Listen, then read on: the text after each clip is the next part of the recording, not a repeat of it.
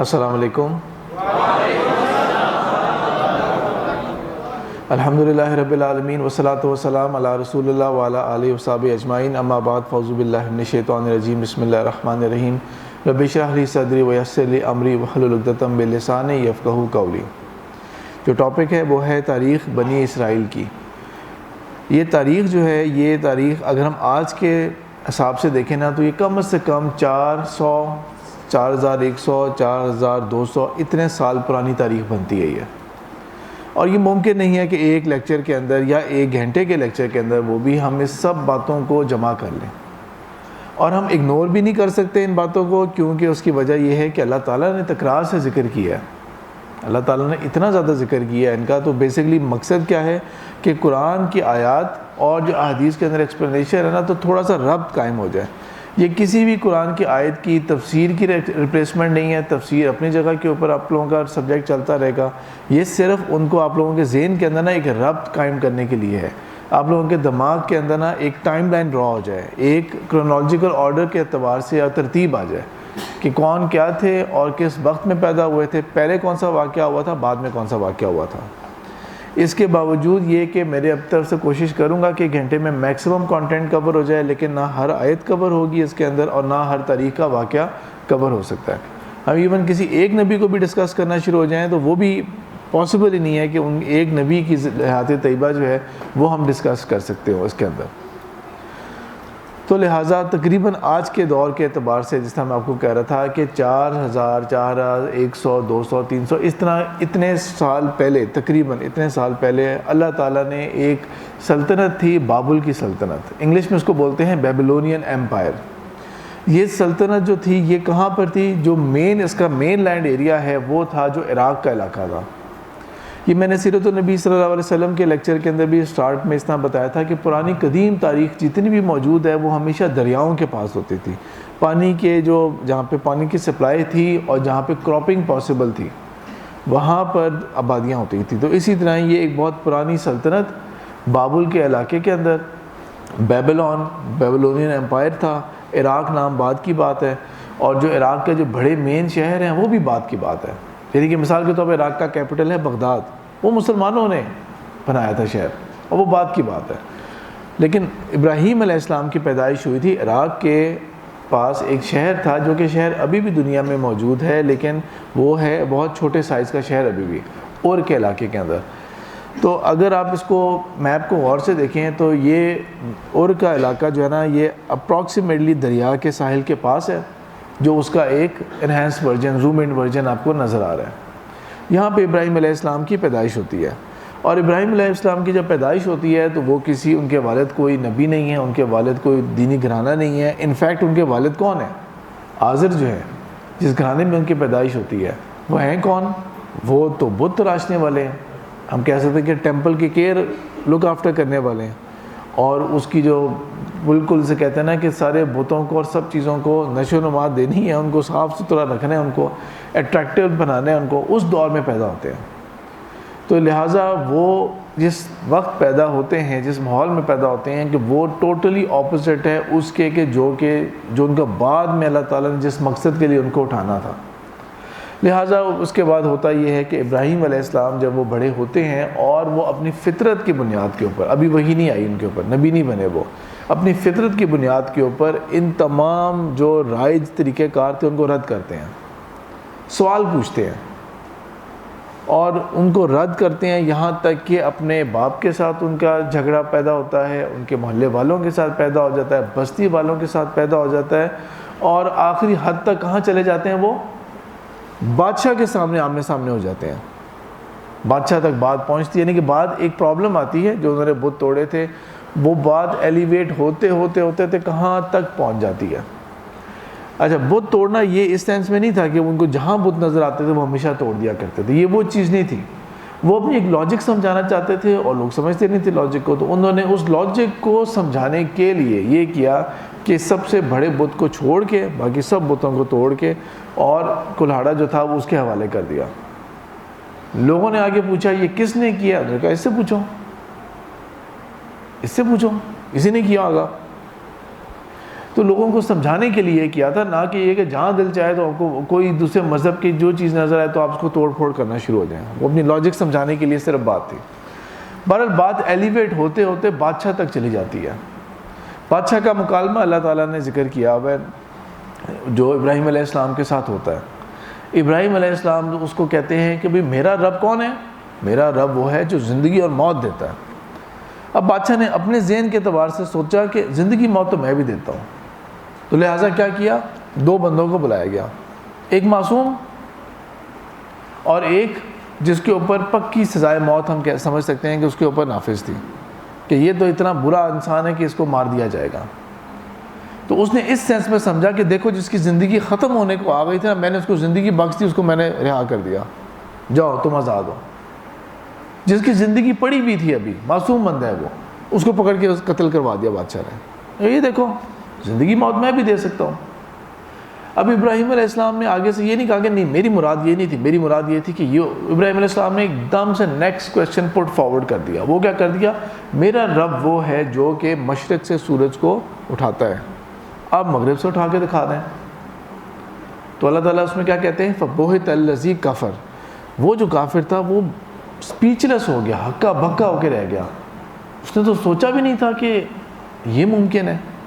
اس سے یہ بھی پتہ لگتا ہے کہ ابراہیم علیہ السلام جو ہیں وہ اللہ تعالیٰ کی جو تخلیق اور کائنات ہے نا اس کے اوپر اتنا غور و فکر کیا کرتے تھے کہ وہ اس بات کو جانتے تھے. یعنی کہ آپ سائنٹیفک پوائنٹ آف ویو سے آپ انڈرسٹینڈ کریں کہ وہ یہ چیز جانتے تھے کہ سورج جو ہے وہ اگر ایک سائڈ سے آ رہا ہے نا تو کسی لا کے تحت آ رہا ہے، تو لہٰذا ہم اس کو اگر ریورس کر دیا جائے، کر کے دکھا دیں اگر آپ اتنا ہی رکھتے ہیں، کچھ قدرت رکھتے ہیں. اور یہ پرانے وقتوں کے نا بادشاہوں کا ہمیشہ کا یہ طریقہ رہا ہے ہر دور میں کہ انہوں نے اپنے آپ کو نا خدا کا ایک روپ شو کیا ہوا ہے ہمیشہ. اب ہم کسی مذہب کو ڈسکس نہیں کریں گے، لیکن ہمیشہ بادشاہوں نے نا اپنے آپ کو خدا کا ایک روپ شو کیا ہوا ہے. چاہے وہ بابل کی سلطنت تھی، مصر میں فرعونیوں کی سلطنت تھی، اور دنیا جہان کے جہاں مرضی علاقوں میں یہ ہوتا تھا. اسی لیے اپنے آگے وہ سجدے بھی کروایا کرتے تھے، اسی لیے ان کے نام کے تہوار منائے جاتے تھے بادشاہ کے نام کے اوپر. اس سینس میں نہیں کہ میں تمہیں خالق ہوں تم لوگوں کا، اس سینس کے اندر کہ میں تمہارا رب ہوں، پال میں رہا ہوں تم لوگوں کو. کیونکہ تم لوگوں کے پاس سب کچھ کھانا پینے کی اور جو تمہیں زندگی میسر ہے، گھر میسر ہے نا، یہ میرا پرووائڈیڈ ہے. اس سینس کے اندر یہ دعوے کیا کرتے تھے بادشاہ اس دور کے. جب یہاں تک بات چلے گی تو بادشاہ تو لاجواب ہو گیا، لیکن کیا کڑی سزا کیا دی؟ آگ میں جھونک دیا جائے، اسے آگ میں جھونک دیا جائے.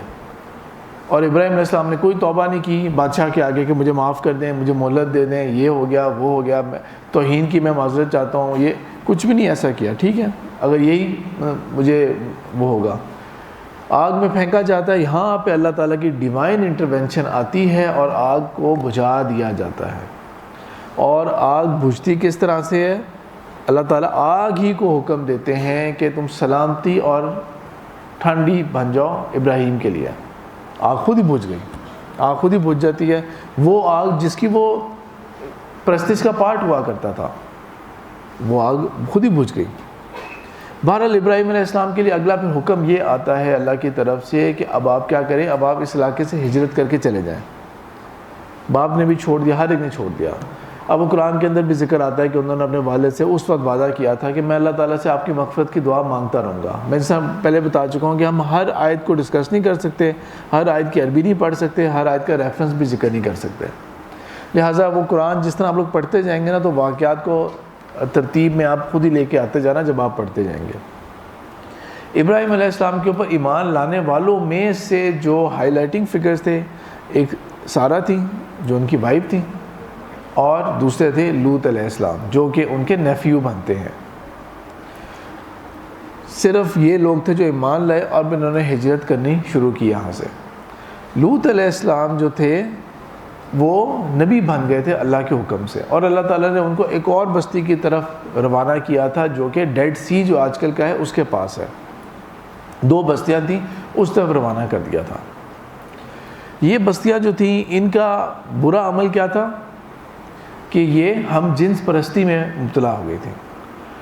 وہ گناہ جو اس وقت دنیا جو ہے وہ دوبارہ سے دوڑ میں لگ رہی ہے اس طرف. LGBT کے نام سے اور ناموں سے دنیا دوبارہ اس طرف دوڑ میں واپس جا رہی ہے۔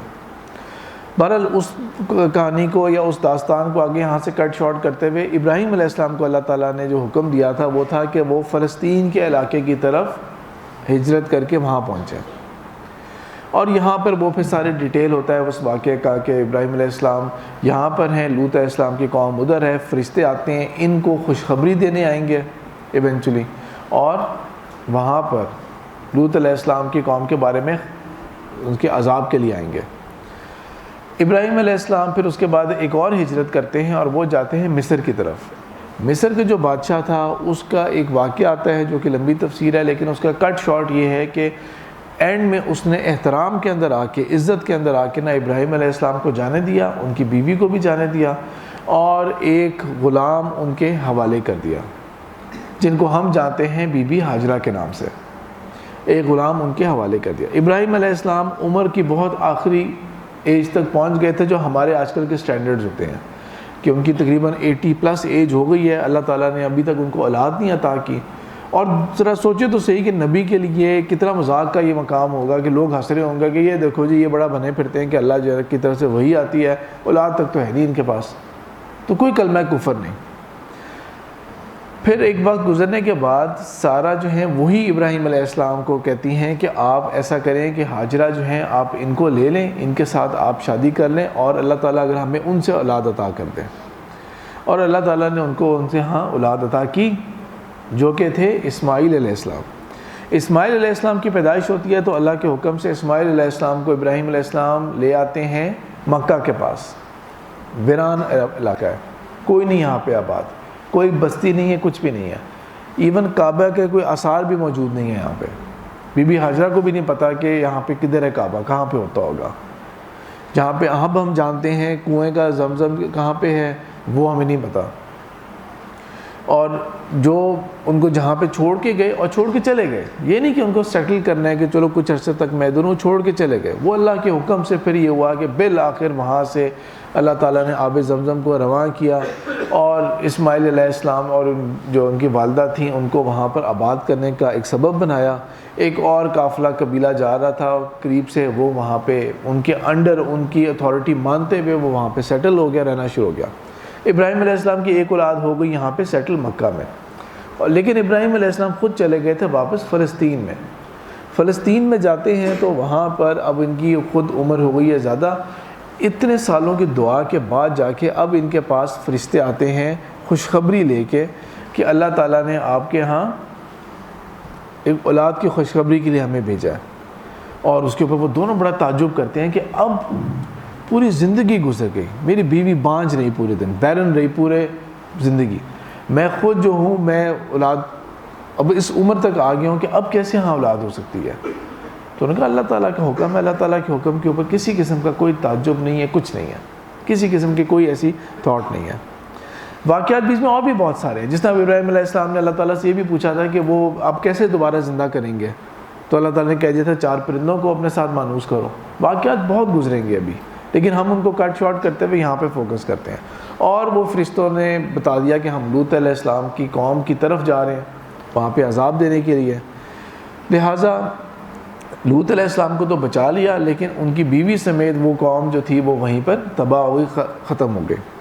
ابراہیم علیہ السلام کی ایک اولاد جو اب یہاں پہ سارہ کی ہاں ہوئی تھی، ان کا نام تھا اسحاق علیہ السلام، ٹھیک ہے، اسحاق علیہ السلام۔ بلکہ میں ساتھ ساتھ نا آپ لوگوں کو بائبل کے نام بھی بتا دیتا ہوں۔ ابراہیم علیہ السلام کے لیے لفظ ہوتا ہے استعمال بائبل کے اندر ابراہم، سارہ کے لیے سیرا، لوط علیہ السلام کے لیے لاٹ، ہاجرہ کے لیے ہیگر، اور جو بیٹے آگے ان کے تھے اسماعیل کے لیے اشمائیل، جو اسحاق ہیں ان کے لیے آئزک، یہ نام استعمال ہوتے ہیں۔ اللہ تعالیٰ کی تدبیر یہ رہی کہ ایک اولاد جو تھی وہ مکہ میں رہی، یہ اولاد کو کبھی حکم نہیں ملا کہ تم نے جا کے فلسطین میں جا کے اپنے دوسرے بھائی کے ساتھ تم نے سیٹل ہونا ہے، یا مل کے تم لوگوں نے کوئی سلطنت بنانی ہے، یا مل کے کوئی اسلامی نظام قائم کرنا ہے۔ اور نہ ہی جو بھائی وہاں پر تھے اسحاق علیہ السلام، ان کو یہ حکم دیا کہ تم نے آنا ہے ادھر۔ ابراہیم علیہ السلام خود ہجرت کرتے رہے۔ ہمیں کم از کم 4 اتھینٹک واقعات موجود ہیں جو ہمیں معلوم ہے۔ جس میں کعبے کی تعمیر والا واقعہ بھی موجود ہے. اس میں وہ والا واقعہ بھی موجود ہے کہ جب ابراہیم علیہ السلام کو حکم دیا گیا کہ اپنے بیٹے کو قربان کرنا ہے, وہ خواب دکھایا گیا تھا. جو جیوز اور کرسچنز ہیں وہ مانتے ہیں کہ نہیں, وہ آئزک کو دیا گیا تھا, وہ اسحاق علیہ السلام کو کے بارے میں وہ واقعہ تھا. بہرحال ہم نے کیونکہ قرآن کو ماننا ہے تو اس لیے قرآن کے اندر یہاں پہ یہ والا ذکر آتا ہے. ابراہیم علیہ السلام میں ایونچولی انتقال کرتے ہیں, ان کی قبر ہے ہیبرون, ایک شہر ہے. پچھلے دنوں ابھی نیوز کے اندر نا, اگر آپ میں سے کوئی خبر فالو کرتا ہے تو اسرائیل کی نیوز کے اندر وہاں پہ ذکر بہت زیادہ آ رہا تھا ان کا کہ ہیبرون کے اندر یہ ہوا, وہ ایک مسجد کے اندر گھس گئے, وہاں پہ یہ کیا. تو ان کی قبر جو ہے نا وہاں پہ ابراہیمی موس کہتے ہیں, جس مسجد کے اندر یہ بے حرمتی ہو رہی تھی. تو ابراہیم علیہ السلام کے ہاں جو اولاد تھی, اس کو اگر آپ یہاں پر نا اس طرح سمجھیں کہ ابراہیم علیہ السلام کے ایک بیٹے اسماعیل علیہ السلام, اور اس نسل میں آگے ہم کسی نبی کو نہیں جانتے, کوئی نبی کو نہیں جانتے, ہم کسی رسول کو نہیں جانتے. اور کم سے کم 2500 سال کے وقفے کے بعد جا کے اللہ کے رسول صلی اللہ علیہ وسلم کی پیدائش ہوتی ہے. ہزاروں سال کی گیپ کے بعد جا کے اللہ کے رسول صلی اللہ علیہ وسلم کی پیدائش ہوتی ہے. دوسری طرف اسحاق علیہ السلام, ان کو اللہ تعالیٰ نے بیٹے عطا کیے, ان کا نام ہے یعقوب علیہ السلام. یعقوب علیہ السلام کا ایک دوسرا نام بھی ہے جو ہماری اسلامی روایات میں بھی ملتا ہے ہمیں, لیکن مینلی ہمیں ملتا ہے وہ اصل میں بائبل میں. ان کا دوسرا نام تھا اسرائیل, ان کا دوسرا نام تھا اسرائیل. وہی اسرائیل جو ملک اسرائیل ہے, وہی 100% وہی نام تھا, وہی نام تھا. ایل جو ہے وہ عمرانی زبان کے اندر, ایرامک لینگویج کے اندر, ہیبرو لینگویج کے اندر ایل جو ہے وہ اللہ کے لیے نام ہوتا ہے. اسر جو ہے وہ غلام کو کہتے ہیں. ہمارے ہاں بھی لینگویج کے اندر اسیری کا ورڈ یوز ہوتا ہے, سلیوری کے لیے ورڈ یوز ہوتا ہے. تو یہ اسرائیل کا 100% وہی مطلب ہے جو ہم جس کو مطلب جانتے ہیں عبداللہ کو. عبداللہ اللہ کا بندہ, اللہ کا غلام. تو اسرائیل اللہ کا بندہ, اللہ کا غلام. ٹھیک ہے. اسماعیل بھی اصل میں یہ نام عربی نام نہیں ہے. اسماعیل بھی جو لفظ ہے نا, یہ بھی ایرامک اور ہیبرو ورڈ کا ہی لفظ ہے. اور اسماعیل اسما ہوتا ہے سننے کو کہتے ہیں. ایل اللہ نے سن لی, یہ اللہ کی دعا کی قبولیت تھی کہ اسماعیل علیہ السلام پیدا ہوئے تھے. تو بہرحال اللہ تعالیٰ نے ایک طرف ایک اولاد میں اسماعیل علیہ السلام جو بڑے تھے ان میں بہت عرصے کے بعد جا کے اللہ کے رسول صلی اللہ علیہ وسلم کی بعثت ہوئی, آخری نبی آخری رسول. اور دوسری طرف یعقوب علیہ السلام, اور یعقوب علیہ السلام کو اللہ تعالیٰ نے 12 بیٹے عطا کیے, جن میں سے ایک نبی بھی تھے جن کا نام ہے یوسف علیہ السلام. اور وہ بھائی 12 بھائی, اور یہ تو اولاد یعقوب جو ہے, جو اولاد ہے یعقوب علیہ السلام کی, انہی کو لفظ استعمال ہوتا ہے بنی اسرائیل. بنی یعقوب بھی ہم کہہ سکتے ہیں, لیکن جو پاپولر نیم ہوا وہ بنی اسرائیل, بنی اولاد کو کہتے ہیں, چلڈرن آف اسرائیل. یہ وہ نسل ہے جو وہاں سے آئی. اور ڈسگریس کرنے کی ضرورت نہیں ہے کہ یہودی ایسے ہوتے ہیں, یہودی ایسے ہوتے ہیں, ان کے عمل کو برا بھلا کہا جا سکتا ہے, لیکن آپ یہ دیکھیں تو صحیح کس نسل سے ہیں وہ. نبی رسول ابراہیم علیہ السلام, امام کتنے وہ بڑے ہیں, ابو الانبیاء کہا جاتا ہے ان کو, فادر آف دا پروفٹس. ان کے بیٹے نبی, ان کے بیٹے نبی, ان کی اولاد یہ ہے, اور ان میں بھی نبیوں کا ایک سلسلہ مسلسل جاری رکھا. وہ آگے جا کے ہم اس کو ڈسکس کرتے ہیں. تو یہ دونوں کے جو ریلیشن شپ ہے یہ آپ انڈرسٹینڈ کر لیں یہاں پہ. پھر ہمیں سورہ یوسف کے اندر نا, سورہ یوسف قرآن کی بڑی منفرد سورہ ہے, کیونکہ اس کے اندر ایک پورا ربط کے اندر نا ایک واقعہ چلتا ہے. ورنہ قرآن کی ترتیب بائبل سے بہت ڈیفرنٹ ہے. بائبل آپ پڑھتے ہیں نا تو بداء الخلق سے شروع کرتے ہیں, تخلیق کیسے شروع ہوئی, کریشن کیسے شروع ہوئی, وہاں سے لے کے ترتیب ترتیب ترتیب ترتیب چلتے چلتے عیسیٰ علیہ السلام اور ان کے آگے حواریوں کا ذکر, اور آگے کیا ہوتا ہے پھر اس کے بعد. اور وہ ساری گڈمٹ ہے, ہر طرح سے چیزیں گڈمٹ ہے. اس میں عیسیٰ علیہ السلام کی بھی کال ہے, اس میں پروفٹس کی باتیں بھی ہیں, سب کچھ ہے. قرآن جو ہے وہ, اس کا کوئی ربط نہیں ہے قرآن کا. قرآن کا کوئی, ہم یہ نہیں کہہ سکتے کہ پہلی سورہ کے اندر آدم علیہ السلام کا واقعہ ہوگا, پھر یہ ہوگا. آدم کا اور ابلیس کا واقعہ جو ہے وہ قرآن میں 7 دفعہ دہرایا گیا, 7 ٹائمز دہرایا گیا. ہر دفعہ کوئی ایک ڈیفرنٹ بات ایڈ ہوتی ہے, اور پورے قرآن میں مکس اپ کیا گیا. اس کی حکمت, اس کی دنائی وہ اللہ تعالیٰ جانتے ہیں, اور اسی سے ایک ایسی لذت ملتی ہے کہ آپ اس کو پڑھتے رہتے ہیں اور آپ کو نئے نئے پوائنٹس ملتے رہتے ہیں. اس آیت کا اس سے کیا تعلق ہے, اس آیت کا اس سے کیا تعلق ہے. تو بہرحال سورہ یوسف کے اندر اللہ تعالیٰ نے پھر ایک ذکر کیا ہے کہ یوسف جب بالکل لڑکے تھے, ہو سکتا ہے کہ ابھی ارلی ٹینز کی ایج کے اندر ہوں, اپنے والد کو آ کے شیئر کرتے ہیں کہ خواب دیکھا ہے. اب یہ لوگ ابھی کہاں پہ آباد ہیں, یہ آباد ہے فلسطین کی سرزمین میں. باپ دادا وہیں پر فوت ہوئے, وہیں پہ ان کی قبریں ہیں. یہ فلسطین کی سرزمین میں. انہوں نے کہا یہ میں خواب دیکھ رہا ہوں, سورج چاند ستارے سجدہ کر رہے ہیں مجھے. اب باپ جو ہیں, والد جو ہیں یعقوب علیہ السلام یا اسرائیل علیہ السلام, وہ نبی ہیں اللہ کے, لیکن وہ کیا کرتے ہیں کہ وہ کہتے ہیں کہ اپنے بھائیوں سے ذکر نہ کرنا ہے اس خواب کا. بھائی جو ہیں وہ ایک سبلنگ رائیولری کے اندر یا سبلنگ جیلسی کے اندر کھبے ہوئے ہیں بری طرح سے, اور وہ کیا کرتے ہیں کہ جان چھڑانے کے لیے نا اپنے اس بھائی سے وہ اس حد تک چلے جاتے ہیں کہ اس کو ہم قتل کر ڈالتے ہیں, ختم کرو اس سے, جان چھوڑو اس سے ہماری, اور اس کی وہ تدبیر کر لیتے ہیں, پورا پلان آؤٹ کر لیتے ہیں. صرف یہ ہوتا ہے کہ ان بھائیوں میں سے ایک بھائی مشورہ دیتا ہے کہ ایسا کرتے ہیں, قتل نہیں کرتے, پھینک دیتے ہیں اسے کسی کنویں میں, باقی اس کی قسمت ہوگی, زندگی ہوگی تو بچ جائے گا, کم از کم ہمارے اوپر نام نہیں آئے گا کہ ہم نے قتل کیا, گناہ ہم نہیں کماتے ہمارا. اب آپ یہ سوچ سکتے ہیں کہ نبی کی اولاد بھی ایسی ہو سکتی ہے, نبی نے کوئی کسر چھوڑی ہوگی اپنی اولاد کی پرورش کے اندر, لیکن نبی کی اولاد بھی ایسی ہو سکتی ہے, ایسے خیالات اور ایسے وسوسوں میں آ سکتی ہے, اور عمل بھی ایسے کر سکتی ہے. تو ہیلا بہانہ کر لیا کہ ٹھیک ہے جی کرتے ہیں ایسے. ایک جی میلہ لگ رہا ہے, ہم وہاں پہ جا رہے ہیں, والد نے اپنا کچھ فیئرز کا اظہار کیا کہ مجھے اس بارے میں خوف ہے, لیکن وہ کہتے ہیں دیکھیں آپ تو کبھی ہم پہ بھروسہ ہی نہیں کرتے. جاتے ہیں, اپنے ہی بھائی کو کنویں میں پھینکا, ایک قمیض اس کی پھاڑی, اس پہ خون لگا کے اور جا کے پیش کر دیا کہ بھیڑیا کھا گیا, دیکھیں ہم آپس میں لگے رہے, ہمیں معلوم نہ ہوا, بھیڑیا کھا گیا. والد نے کوئی چیز نہیں کی, والد نے کہہ دیا بس میں اللہ کے اوپر معاملہ چھوڑتا ہوں, میں صبر کروں گا اس کے اوپر. دوسری طرف کیا ہوا, یوسف علیہ السلام کو کنویں سے نکالا گیا. کنویں سے نکالا تھا, انہوں نے کہا یہ تو بہت زبردست خوبصورت غلام ہے, یہ تو لڑکا ہے, عربی میں غلام لڑکے کے لیے کہتے ہیں, تو کیوں نہ ہم اس کو جو ہے نا مارکیٹ میں بیچتے ہیں, اچھی بولی لگ رہی ہے اس کی تو, اور جا کے بیچتے بھی مصر میں. ہم جا کے اس بچے کو جا کے انہوں نے مصر میں بھیج دیا, اور بیچ کے بڑی اچھی قیمت لے کے خوش ہو گئے. خریدا ان کو عزیز مصر نے, ایک ہائی رینکنگ آفیسر, آپ سمجھ سکتے ہیں جو بادشاہ کے دربار میں ہوتا ہے, ایک ہائی رینکنگ آفیسر کہہ سکتے ہیں, اس کے وہاں پہ خریدا گیا. یوسف علیہ السلام کو اللہ تعالیٰ نے اتنی خوبصورتی عطا کی تھی, جس کو اللہ کے رسول صلی اللہ علیہ وسلم نے جس کا گواہی دی تھی, کس حدیث میں, معراج کی رات میں جب ملاقات کی تھی. جب معراج کی رات ملاقات کی تھی تو وہ جو ہم حدیث جانتے ہیں نا کہ نفس خوبصورتی دی ہے, یہ آپ صلی اللہ علیہ وسلم نے تب فرمایا تھا یہ ان کے بارے میں.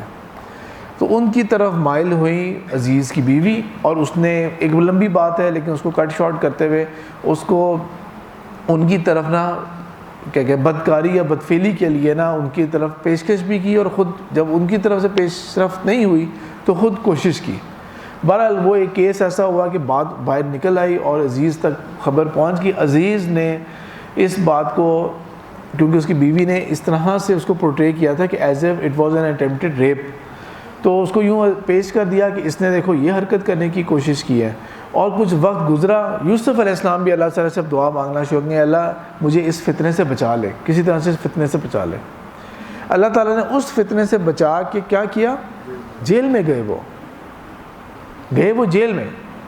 جیل میں جو دو ساتھی تھے انہوں نے یہ دیکھا کہ یار یہ بندہ جیل والا نیک نہیں ہے. کچھ لوگ ہوتے ہیں جیل میں آ کے اللہ یاد آتا ہے انہیں, یہ جیل والا نیک نہیں ہے, یہ تو بہت کوئی نیک انسان ہے, واقعی حقیقی میں بہت نیک انسان ہے, جوان ہے لیکن بالکل نیک ہے.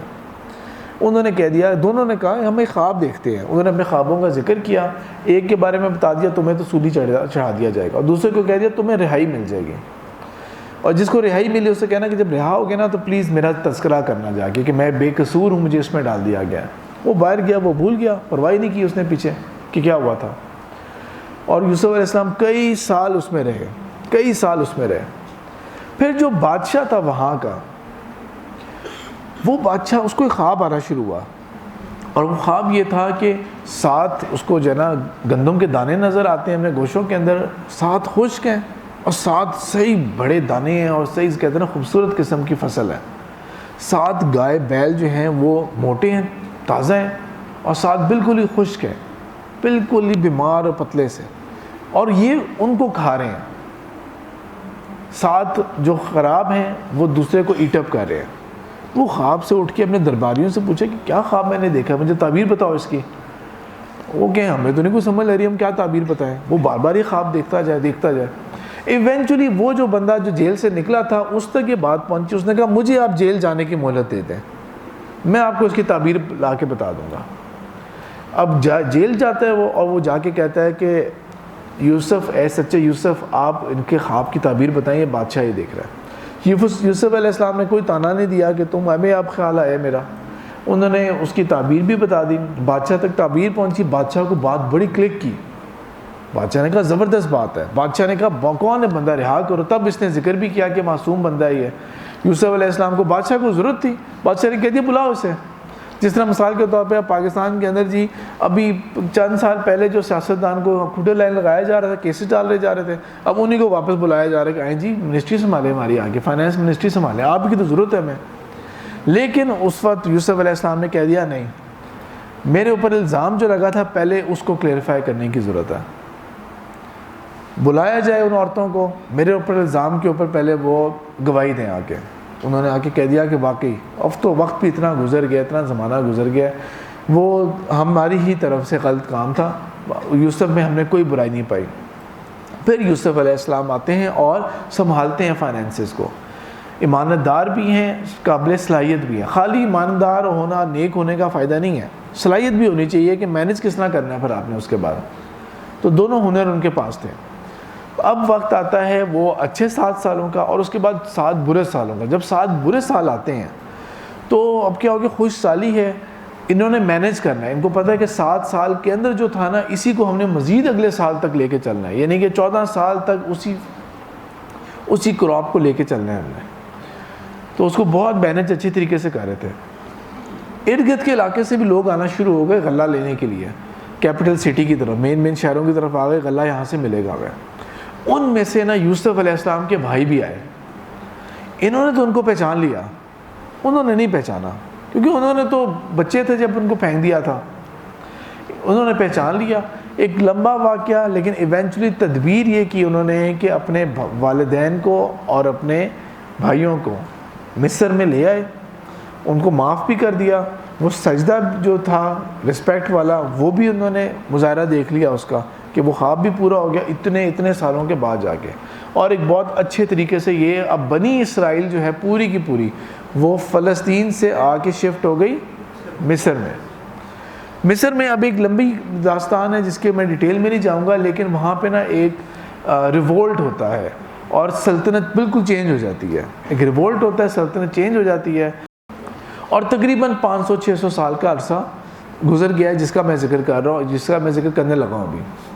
ان 500-600 سالوں میں الٹا حساب یہ ہوتا ہے کہ وہ جو بنی اسرائیل تھی, جو کہ 12 بھائی تھے, ٹھیک ہے ان کی اولاد بھی ہوگی, لیکن وہ جو تھوڑے سے تھے وہ اب 500-600 سالوں میں 6 لاکھ کی آبادی کے برابر ہیں, تقریباً 6 لاکھ کی آبادی کے برابر ہیں.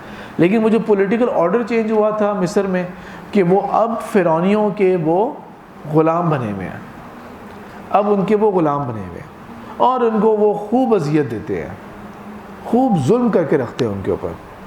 لیکن جب ہم نے تاریخ کا کوئی چیز پڑھنی ہوتی ہے نا تو ہم نے ہمارے پاس ایک سورس سب سے موسٹ اوتھینٹک جس کے اوپر ہم نے کوئی ڈاؤٹ نہیں کرنا وہ تو ہو گیا قرآن. پھر اسلام کی تاریخ اور حدیث کی روشنی کے اندر وہ باتیں ہو گئیں. پھر اس کے بعد ہمارے پاس ایک سورس ہے بائبل کا بھی, اور کرسچن بکس کا یا جوئش بکس کا بھی سہارا ہے. پھر ہمارے پاس کنٹمپریری ہسٹری ہے, وہ لوگ جنہوں نے تاریخ لکھی لیکن وہ نام کا کسی مذہب سے تعلق نہیں ہے, بائبل کی وجہ سے انہوں نے تاریخ نہیں لکھی, انہوں نے ورلڈ ہسٹری ویسے لکھی. اور پھر فائنلی ہے جو آرکیولوجسٹ ہوتے ہیں جو کھندرات کو کھودتے ہیں اور آثار نکالتے ہیں, یہ سورسز ہوتے ہیں. اب مثال کے طور پہ ماڈرن جو ہے نا جو آرکیولوجسٹ ہیں ان کی اسٹڈی یہ بتا رہی ہے کہ نہیں جتنا ظلم تھا نا اتنا ہوتا نہیں تھا ان کے اوپر. یہاں پر ہم فالو کریں گے قرآن کو, کیونکہ قرآن کے اندر اللہ تعالیٰ نے کہا ہوا ہے کہ بہت عذاب دیتے تھے تمہیں, بہت تمہیں تکلیف میں رکھا ہوا تھا. لہٰذا اب ہم یہاں پہ جو سائنٹسٹ یا جو آرکیولوجسٹ کہہ رہے ہیں نا ہم ان کی بات کو نہیں پرواہ کریں گے. ہمارا فوکس ہوگا ابھی یہاں پہ, کیونکہ اللہ تعالیٰ نے قرآن میں کہا یقیناً اس پہ بہت ظلم ہوتا تھا, اور وہ بیچارے کتنی دعائیں مانگتے ہوں گے اللہ تعالیٰ سے. اللہ توحید پہ قائم رہے تھے, وہ توحید پہ قائم رہے تھے. فرعونی جو تھے یہ جو پیرامڈز بنائی ہوتی ہیں انہوں نے بڑی بڑی, اور یہ جو انہوں نے بڑے بڑے جو احرام مصر ہوتے ہیں وہ بنائے ہوتے ہیں, اس کے اندر ان کی وہ بنیادی طور پہ نا وہ ہر بادشاہ کا ایک طرح کا وہ قبر ہوتی ہے, بنیادی طور پہ وہ بادشاہ کی ایک قبر ہوتی ہے ایک طرح کی, اس کی hereafter life after death کے بعد جو اس کی چیزیں ہوں گی سب کچھ ہوگا وہ یہاں پہ پڑا ہوگا. اور ان کے عجیب عجیب خداؤں کے تصور ہوتے تھے, اور ان تصورات میں سے ایک ان کا ہوتا تھا گاڈ ہوتا تھا تھاٹ, اور ایک آئسس ہوتا تھا. یہ 2 گاڈز ہوتے تھے جو میجک کے گاڈز بھی ہوتے تھے, یعنی کہ ان کے نزدیک جادو اور یہ جو ہوتا تھا نا یہ دین کا پارٹ تھا ان کے، اور اس کے اندر جو ہولی سمبلس تھے ان میں گائے بھی تھی، اور گائے کا تصور جو ہے، گائے کی پرستش اور عبادت ہے نا، یہ تاریخ میں شیطان نے ایک وقت میں نا بہت پرانے دور کے لوگوں کو گمراہ کیا ہے۔ یہ ہندوازم کا جو مذہب ہے یہ بھی بہت پرانا مذہب ہے، آپ یہاں پہ بھی دیکھیں وہی پرانا تصور جو ہے نا گاؤں ماتا کا چل رہا ہوتا ہے۔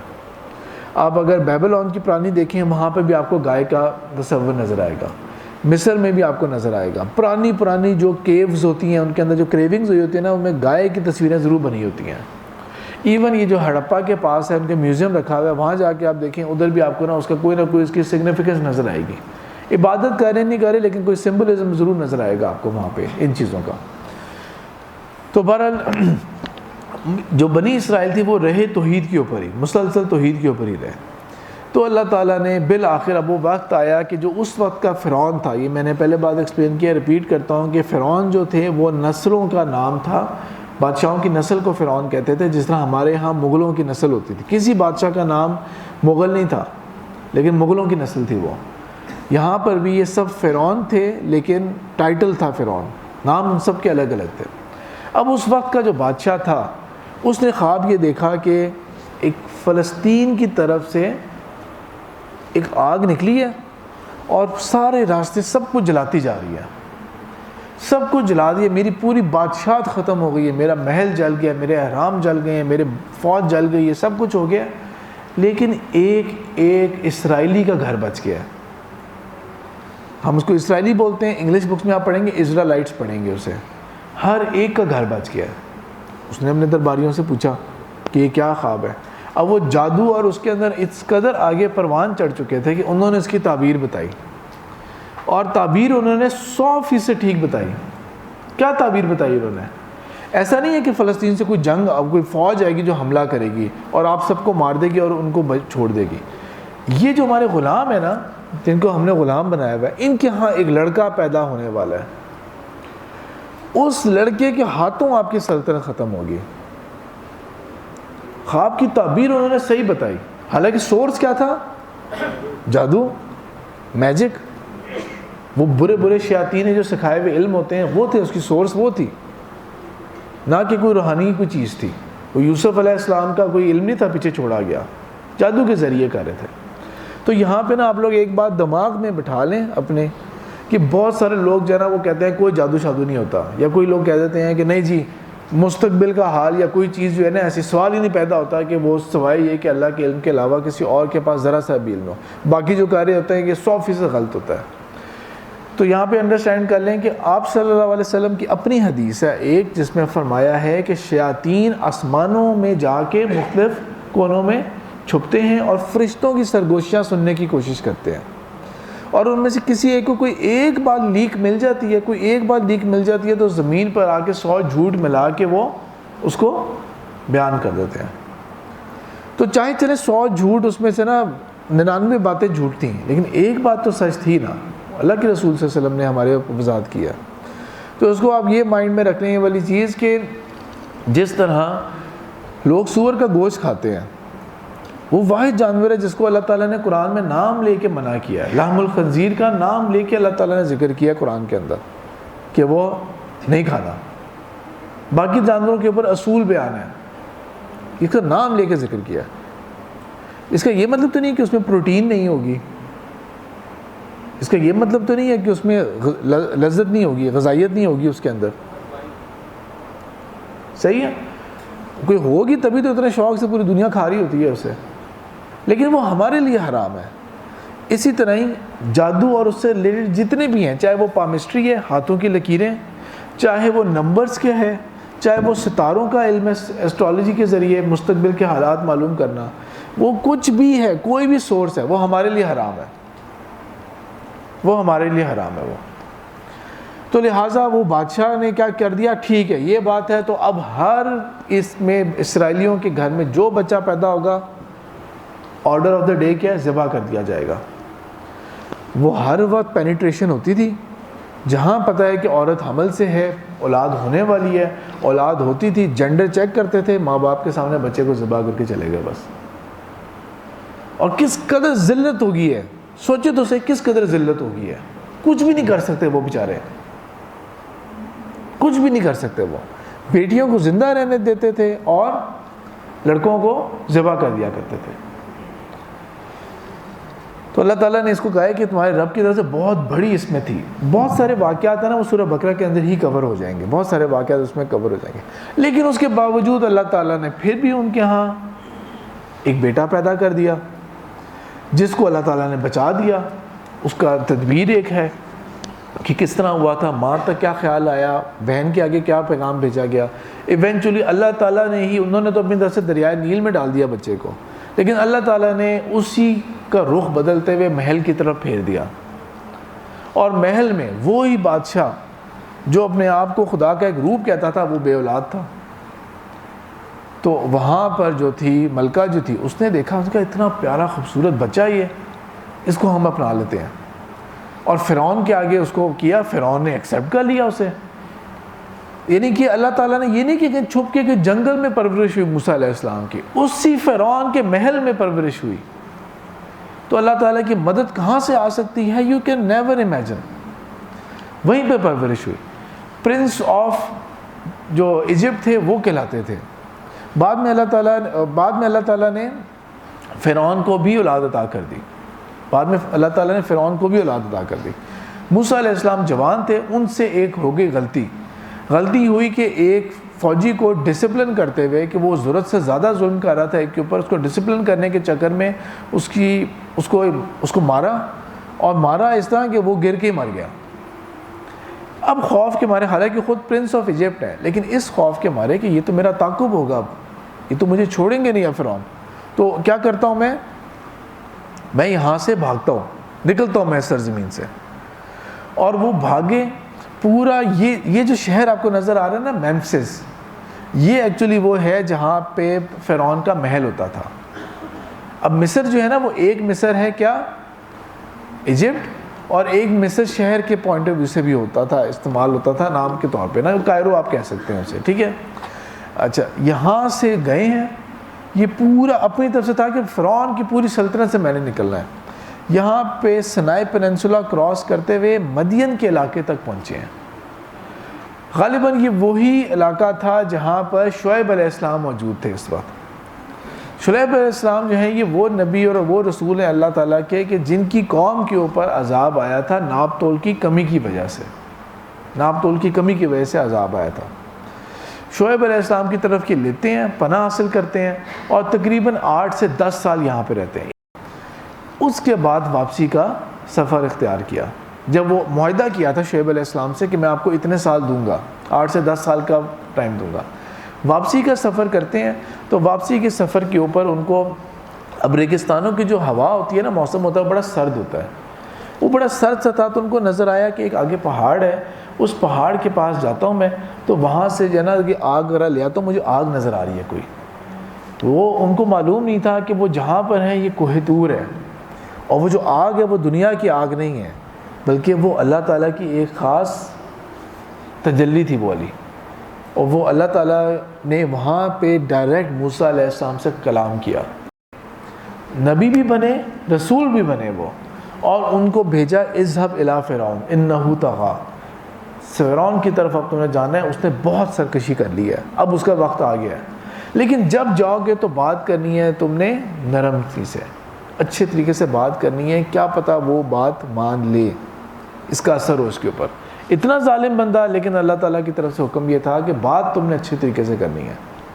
یہ نہیں کہ یہ حق ہے، یہ ہے، مانا ہے، نہیں مانتے تو جاؤ جہنم میں جاؤ، کوئی ایسی چیز نہیں. وہ جاتے ہیں وہاں پہ، جا کے اپنے بھائی کی اللہ تعالیٰ کے آگے سفارش کرتے ہیں کہ میرے بھائی ہارون کو، جن کا بائبل میں نام ایرون آتا ہے، ان کو بھی نبی بنا دیں. اللہ تعالیٰ ان کی سفارش قبول کرتے ہیں، اور یہ دونوں بھائی جاتے ہیں فرعون کے دربار میں. اب تاریخ کے اعتبار سے نا ہمیں قرآن کے اندر اس کو معلوم نہیں ہے، لیکن اگر ہم لوگ جیوز کی تاریخ کو دیکھیں تو وہ یہ کہتے ہیں کہ وہ والا فرعون فوت ہو گیا تھا اب تک، اور وہ جو دوسرا پیدا ہوا تھا بعد میں، جس کو میں نے کہا تھا فرعون کو اولاد عطا کر دی تھی، تو وہ رامسیس سیکنڈ نام تھا اس کا، وہ تھا اس وقت فرعون کے تخت پہ بیٹھا ہوا. بہرحال دونوں میں سے جو بھی کیفیت ہو، تو وہاں پر اس سے بات ہوتی ہے، اور کہتے تم تو وہ نہیں ہو. انہوں نے کہہ دیا کہ ہاں ٹھیک ہے، وہ ایک الگ معاملہ تھا، لیکن میں آیا ہوں کہ تمہیں دعوت دینے کے لیے، اور یہ کہ بنی اسرائیل کو تم رہا کر دو۔ انہوں نے ہنسنا شروع کر دیا، انہوں نے کیا تمہارے پاس کلیم ہے، تمہارے پاس کس چیز کا کلیم ہے؟ انہوں نے اپنے عصا رکھا اور وہ اژدہا بن گیا، ثعبان اژدہا بن گیا۔ وہ اس وقت کے لیے درباریوں نے کہہ دیا کہ معاملات کو ٹھنڈا کر لیں، جانے دیا، کوئی جواب نہیں دیا، اور شہر کے اندر سارے ماہر جادوگروں کو بتا دیا کہ اگر ہم یہ مقابلہ کریں تو آتے ہو تم لوگ؟ انہوں نے کہا ہاں کر سکتے ہیں، ہمارے لیے ممکن ہے۔ یہ موسیٰ علیہ السلام کو نہیں پتا تھا۔ وہاں پہ ایک اب چیلنج کا دن ٹھہرایا گیا، موسیٰ علیہ السلام بھی آئے، وہ سارے بھی آ گئے۔ اب جادوگروں کو یہ پتا تھا کہ ایک ہمارا کمپٹیشن ہونا ہے، جیسے ایتھلیٹکس ہوتی ہیں، جیسے ہم کو ہوتا ہے کہ کمپٹیشن ہے ہمارا یہ۔ ان کو نہیں پتا کہ یہ ہیں جو نبی کا دعویٰ کر رہے ہیں، فرعون یہ کہہ رہا ہے، بات یہ ہے، ایک مقابلہ تھا۔ انہوں نے کہہ دیا کہ موسیٰ علیہ السلام سے کہہ دیا کہ ہاں جی موسیٰ آپ پہلے ڈالتے ہیں یا ہم پہلے بار کریں؟ انہوں نے کہا نہیں، تم لوگوں کی پہلی چال ہے۔ انہوں نے اپنی لاٹھیاں اور رسیاں پھینکی، کیونکہ موسیٰ علیہ السلام کا جو معجزہ تھا اس کے بارے میں پہلے سے ان کو بتا دیا گیا تھا کہ تم لوگ یہ پروڈیوس کر سکتے ہو۔ انہوں نے کہا تھا پروڈیوس کر دیں گے۔ وہ دم سے دیکھا کہ سانپ اور وہ چھوٹے بڑے سانپ قسم کے بن گئے اور اس طرح ہلتی ہوئی چیزیں نظر آ رہی ہیں، سب لوگ گھبرا گئے، یہ کیا ہے؟ موسیٰ علیہ السلام خود خوفزدہ ہو گئے اپنے اندر، یہ تو میں معجزہ لے کے آیا تھا اللہ کی طرف سے، یہ پروڈیوس کر کے بیٹھ گئے ہیں، یہ تو میں لاجواب ہو جاؤں گا وہاں پہ اللہ تعالیٰ نے موسیٰ علیہ السلام کے اندر وحی کرتے ہوئے یہ کہا کہ مت ڈرو موسیٰ، ڈال کے تو دیکھو تو صحیح تمہارے پاس کیا ہے۔ اور موسیٰ علیہ السلام نے جب وہ پھینکا، ان کا جادو تھا وہ نظر بندی تھی، وہ حقیقت میں سانپ نہیں بنا سکتے تھے، ممکن نہیں ہے وہ سانپ بنا سکیں، وہ صرف جادو اور نظر بندی، آپٹیکل ایلوژن انگلش کے لیے ورڈ یوز ہوگا، اس کے ذریعے لوگوں کو یہ لگ رہا تھا کہ اصل میں سانپ اور وہ بن گئے ہیں، وہ ان کو یہ غلط فہمی ہو رہی تھی لوگوں کو۔ جبکہ جب اللہ تعالیٰ نے اس کو بدلا تو وہ اللہ تعالیٰ نے ان ایٹمز کو، ایک لاٹھی جو تھی اس کے ان ایٹمز کو اللہ تعالیٰ نے ایکچول سیلز میں بدل دیا، اللہ تعالیٰ نے اس کو واقعی ایک ثعبان بنا دیا، اور اس نے ایک ایک کو نگل کے ہڑپ کر دیا، اور موسیٰ علیہ السلام نے جب اس کو واپس پکڑا تو وہ اژدہا کے بجائے واپس ایک لاٹھی تھی۔ یہ معجزہ دیکھ کے، یہ منظر دیکھ کے کوئی نہیں مانا، نہ فرعون مانا، نہ درباری مانے، نہ عوام مانی، جادوگر سجدے میں گر گئے۔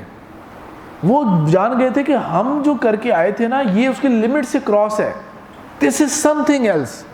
یعنی کہ وہ جو اس وقت سب سے بڑے چیمپئنز بن کے آئے تھے جادو اور کفر کے، وہ سجدے میں گر گئے کہ ہم مانتے ہیں جس کا جو بھی رب ہے، یہ جس کا بھی یہ دعویٰ کریں ہم اس کے رب کو مانتے ہیں، اس کے رب کو ہم مانتے ہیں جو بھی اس کا دعویٰ ہے۔ فرعون نے کہتے ہیں یہ مذاق، یہ مجھے لگتا ہے تم لوگوں کی چال تھی آپس میں، تم لوگوں نے آپس میں میچ فکس کیا ہوا تھا پہلے سے، تو تم لوگوں کی یہ چال ہے۔ اچھا یہ معاملہ ہے نا، تم نے اتنی توہین کی ہے میری، تم نے شو کیا کہ فرعون ہارا ہے، میں تم لوگوں کو عذاب دوں گا، تمہارے مخالف سمت سے بازو اور ٹانگ کٹوا کے تمہیں سولی لٹکا دیا جائے گا۔ اب سولی کو سمجھ لیں، سولی کیا ہوتی تھی؟ بازو کاٹ دیا، ٹانگ کاٹ دی۔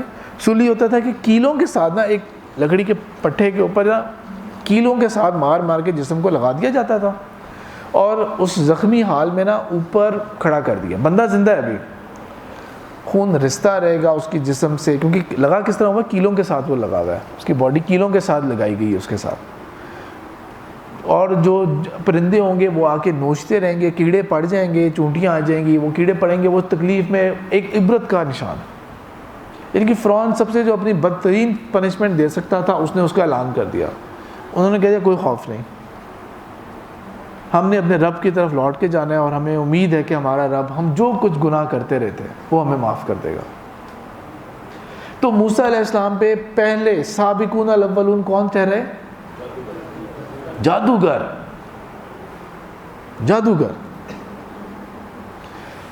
بہرحال اس کو ہم آگے اب کنٹینیو کرتے ہیں۔ پھر اللہ تعالیٰ نے موسیٰ علیہ السلام کو دیے تھے 9 معجزات دیے تھے ان کو، ان میں سے یہ بھی تھا، ید بیضا بھی شامل تھا، اس میں خون بھی تھا، اس میں ٹڈیوں کا عذاب بھی تھا، ہر طرح سے فرعون کو رسوا کیا جائے کسی طرح سے۔ ایونچولی آخر میں جا کے یہ ہو جاتا ہے کہ کیا ہو جاتا ہے کہ موسیٰ علیہ السلام جو ہیں وہ اپنی قوم کو لے کے نکل پڑتے ہیں، اور ان کو یہ وحی کی جاتی ہے کہ فرعونی تعاقب کریں گے، فرعونی تمہارا تعاقب کریں گے، تو اس لیے لہٰذا فوراً نکلنا ہے۔ حکم یہ تھا کوئی سونا نہیں لے کے جانا, کوئی چیز نہیں, ایسنشلس لو, نکلو یہاں سے. فرعون نے تعقب کیا, پہلے جانے دیا لیکن بعد میں تعقب کیا. جب تعقب کیا فرعون نے تو پہنچتے ہیں وہ لوگ ریڈ سی کے پاس. قوم کے لوگ جو تھے اس کے اندر یہ وہ حال تھا ان لوگوں کا کہ جو نافرمانیاں بہت کرتے تھے. یہاں پہ آ کے انہوں نے کلمہ کفر کی باتیں کچھ لوگوں نے کہنا شروع کر دی. یہاں پہ آ کے پھنسوا دیا موسیٰ تم نے ہمیں, ادھر آ کے لگا دیا ہمیں, ادھر کم سے کم زندہ تو ہوتے, یہاں پہ ہمیں مار دیا جائے گا. موسیٰ علیہ السلام نے کہہ دیا نہیں, جو رب ہمیں یہاں تک لے آیا نا اس کے پاس کوئی نہ کوئی تدبیر ہوگی اس کی. فوج کے ساتھ لڑنے کا مقابلہ ہم رکھتے ہیں کہ طاقت نہیں رکھتے, پانی آگے کہاں جائیں گے. اللہ تعالیٰ نے موسیٰ علیہ السلام کو وحی کر کے کہہ دیا پھاڑو, مارو اسے, پھٹ جائے گا, پورا سمندر پھٹ جائے گا, راستہ بناؤں گا میں تمہارے لیے. اور جب فرعون وہ لوگ آئے تو غرق کر دیا فرعون کو. فرعون نے آخری وقت میں کلمہ پڑھ لیا تھا لیکن اللہ تعالیٰ نے کہہ دیا کہ ناٹ ایکسیپٹیبل.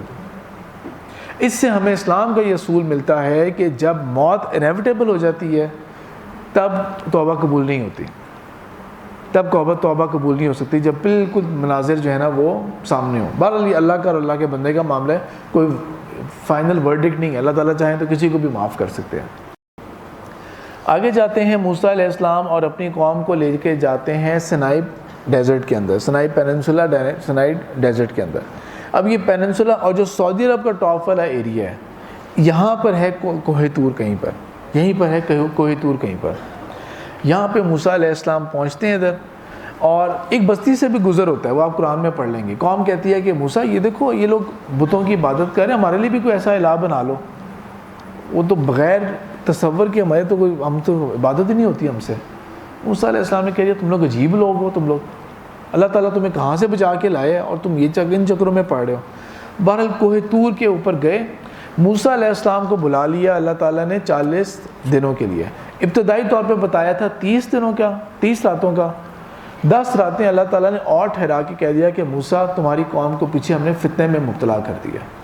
صرف وہ جو 10 راتیں تھیں نا ایکسٹرا, اس میں کیا ہو گیا کہ ایک سامری شخص تھا, اس نے کہہ دیا کہ دیکھیں موسیٰ علیہ السلام تو پتہ نہیں کہاں چلے گئے ہیں, کدھر ہیں, ہمیں کیا پتہ کہاں پہ وہ ہیں. تو موسیٰ تو بھٹک گئے, کہیں چلے گئے, پتہ نہیں کہاں چلے گئے.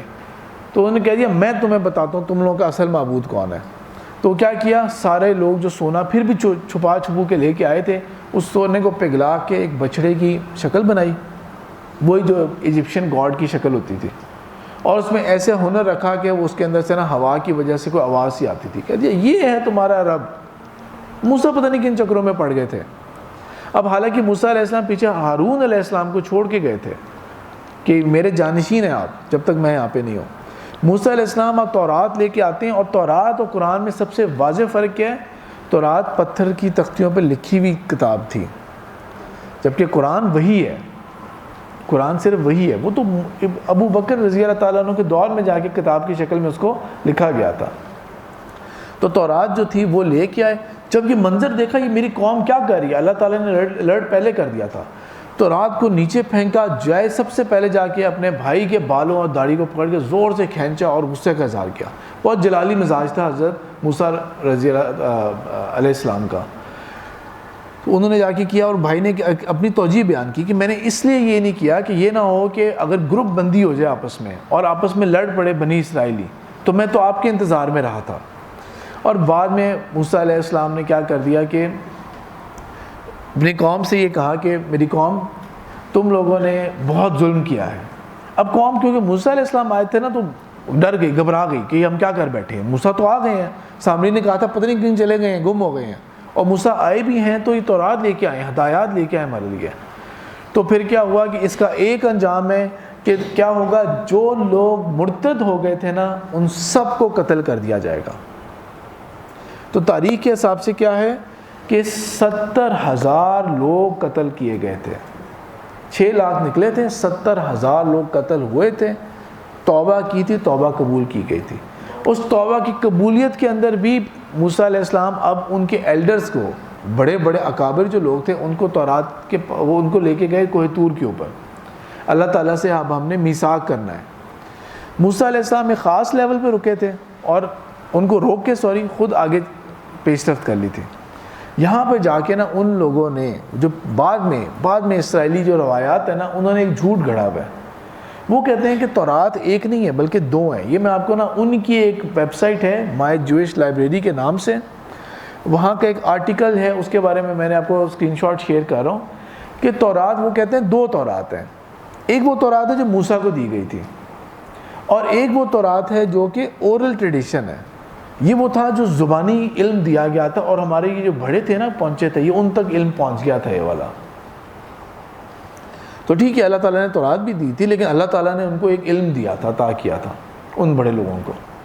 یہ وہ لوگ ہیں جنہوں نے کہا تھا موسیٰ علیہ السلام کو کہ موسیٰ آپ آگے تک چلے گئے ہو, ہم نہیں مانتے جب تک ہم اللہ کو خود نہیں دیکھ لیں گے اپنی آنکھوں سے. تو اللہ تعالیٰ کی طرف سے کیا ہوا, ان کے اوپر ایک ایسا کیفیت آئی کہ وہ موت میں مبتلا ہو گئے, وہ اس کی سکت ہی نہ رکھ سکے. اور اللہ تعالیٰ نے پھر ان کو دوبارہ زندہ کیا, اور جا کے انہوں نے نیچے جا کے قصہ پوری بات بتائی یہ والی. اور یہاں پہ اللہ تعالیٰ نے ان کو 10 کمانڈمنٹس بھی اس میں شامل ہیں, اور کوہ طور کے اوپر ان سے پکا عہد و میثاق لیا تھا. اب تم ہو میری امت ہو. یہ وہ آیت ہے قرآن کی جس کو اللہ تعالیٰ نے ذکر کیا ہوا ہے, یا بنی اسرائیل اذکروا نعمتی التی انعمت علیکم وانی فضلتکم علی العالمین. اے بنی اسرائیل میری اس فضیلت کو یاد کرو جو میں نے تم پر کی تھی, کہ میں نے تمہیں تمام جہاں والوں میں سے چنا تھا میں نے تمہیں. یہ آیت قرآن میں 2 دفعہ آتی ہے, اور بائبل میں بھی یہ آیت جو ہے یہ 2 دفعہ ریپیٹ ہوتی ہے. بک آف ڈیوٹرانومی کے چیپٹر 7 ورس 6 میں بھی, اور چیپٹر 14 ورس 2 میں بھی. The Lord your God has chosen you out of all the peoples on the face of the earth to be his people, his treasured possession. اور اللہ تعالیٰ نے ایک اور آیت ہے قرآن کی, سورہ دخان کی آیت 32, اس میں مینشن کیا ہے کہ اللہ تعالیٰ نے ان کا چننے کا وجہ بیان کی. اللہ تعالیٰ نے کہ ان کو کیوں چنا. وَلَقَدْ اخْتَرْنَاهُمْ عَلَىٰ عِلْمٍ عَلَى الْعَالَمِينَ. ہم نے ان کو چنا تھا علم کی بنیاد کے اوپر تمام جہاں والوں میں سے, تمام جہاں والوں میں سے. اللہ تعالیٰ کا امتی بننا ہے تو سب سے گری ہوئی قوم جو تھی, اس وقت جو مظلوم قوم تھی, اس کی دعائیں قبول کر کے اس کو اٹھایا, اور اس کے اندر ایک صلاحیت بھی تھی. ویسے تو علم کا اللہ تعالیٰ نے اشارہ کسی کی طرف نہیں کیا, یہ اللہ کا بھی علم ہو سکتا ہے, یہ اس قوم کا بھی علم ہو سکتا ہے. میری ذاتی رائے میں اس کا اشارہ جو ہے وہ قوم کی طرف کا ہے. اور پھر اس کے بعد یہاں سے اب یہ امت بنے, ایک موسیٰ علیہ السلام کے فالورز بنے ہیں. یہودیت ایز اے مذہب کا سٹارٹ ہوتا ہے, جوڈائزم اس کو انگلش میں کہتے ہیں. اور اس مذہب کا اور اس دین کا اور جو اسلام جو اللہ کے رسول صلی اللہ علیہ وسلم کے اوپر آخری شکل نازل ہوئی تھی, ان میں سب سے اسینشل فرق یہ حدیث ہے اللہ کے رسول صلی اللہ علیہ وسلم کی, اس سے واضح ہوتا ہے. وہ کیا ہے, صحیح بخاری کی ہے کتاب الانبیاء کے اندر, اور آپ صلی اللہ علیہ وسلم نے فرمایا ہے کانت بنو اسرائیل تسوسہم الانبیاء. بنی اسرائیل کی جو سیاسی معاملات ہیں وہ ہمیشہ رہے ہیں نبیوں کے ہاتھوں میں.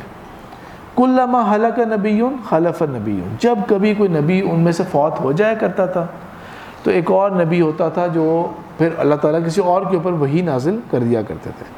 یہ ایک بہت مہربانی فضیلت تھی اللہ تعالیٰ کی. یہ صرف چنا بھی تھا اور ہر وقت ایک نبی کا سلسلہ جاری رکھا.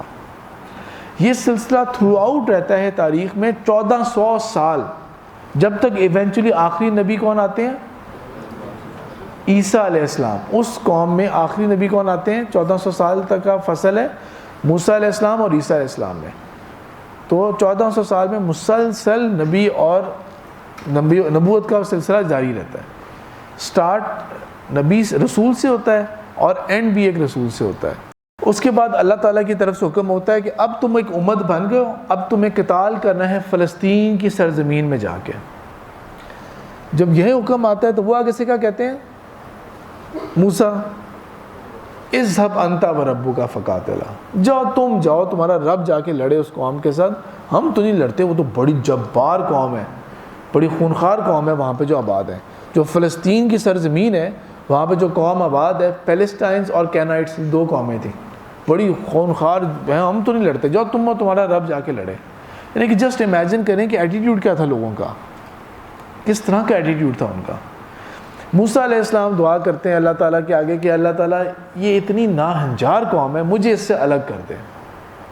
مجھے اس قوم سے الگ کر دے، میں، میرا بھائی، ہم ایک ایکسیپشنل کیس ہے، اس قوم سے الگ کر دیں۔ اللہ تعالیٰ کیا کرتے ہیں، موسیٰ قوم سے تو الگ نہیں کیا جائے گا، البتہ کیا ہے، وہ سرزمین جو ہے وہ اس کے اوپر حرام ہو جائے گی اب 40 سال کے لیے۔ اور یہی جو سعودی عرب کا میں کہہ رہا ہوں نا ٹاپ ایریا اور سنائے پیننسولا، اسی صحرا میں یہ 40 سال تک بھٹکتے رہیں گے، یہاں تک کہ پوری نسل چینج ہو جائے اور ایک نئی نسل پروان چڑھے۔ اسی دوران وہ واقعہ بھی آتا ہے کہ موسیٰ علیہ السلام نے ایک دفعہ ذکر کیا تو ان کے آگے کہا گیا کہ نہیں موسیٰ، آپ سے زیادہ بھی ایک بندہ علم رکھتا ہے، جو سورہ کہف میں واقعہ آتا ہے، اور اس طرح کے واقعات اور بھی موسیٰ علیہ السلام سے متعلق آتے رہتے ہیں۔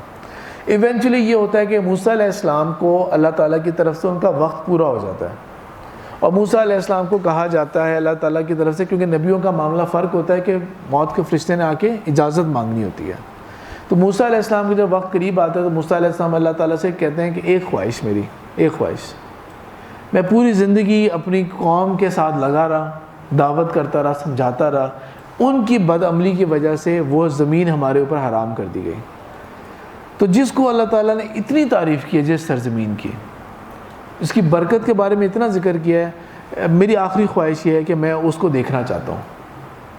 تو اللہ تعالیٰ نے یہ دعا قبول کی اور موسیٰ علیہ السلام کو گائیڈ کیا گیا۔ موسیٰ علیہ السلام اپنی قوم کو چھوڑ کے، ان کی قوم کو نہیں پتہ لگا، قوم کو چھوڑ کے جانا شروع ہوئے، اب بوڑھے ہو گئے ہیں، اچھی خاصی عمر ہو گئی ہے، ان کی روایات کو دیکھیں تو 120 سال کی عمر کو وہ پہنچ گئے تھے، وہ جاتے رہتے ہیں، پہاڑ کراس کرتے رہتے ہیں، ایونچولی اس پہاڑ کی ٹاپ تک پہنچتے ہیں کہ ان کو پوری فلسطین کی سرزمین، بیت المقدس، ارض مقدس ان کو نظر آ رہی ہوتی ہے، اور جب وہ جی بھر کے اس کو دیکھ لیتے ہیں پھر اللہ تعالیٰ سے کہتے ہیں ٹھیک ہے اب جو آپ کا حکم تھا، اور اللہ تعالیٰ کی طرف سے روح قبض ہو جاتی ہے، اور موسیٰ علیہ السلام کی قبر جو ہے وہ کوئی نہیں جانتا، یہودی بھی نہیں جانتے وہ کہاں پر ہے۔ اگر آپ کو ایک ویب سائٹ ایک ملے گی، آن لائن کوئی کانٹینٹ ملے گا تو اس کے بارے میں کوئی گارنٹی نہیں ہے۔ اللہ کے رسول صلی اللہ علیہ وسلم نے یہ ضرور فرمایا تھا کہ اگر ہم وہاں ہوتے تو میں تم لوگوں کو بتاتا کہ موسیٰ کہاں دفن ہے، ان کی قبر کہاں پہ ہے، اگر ہم وہاں پہ ہوتے، ارض مقدس کے پاس ہوتے تو میں تمہیں بتاتا، لیکن یہ معلوم نہیں تھا۔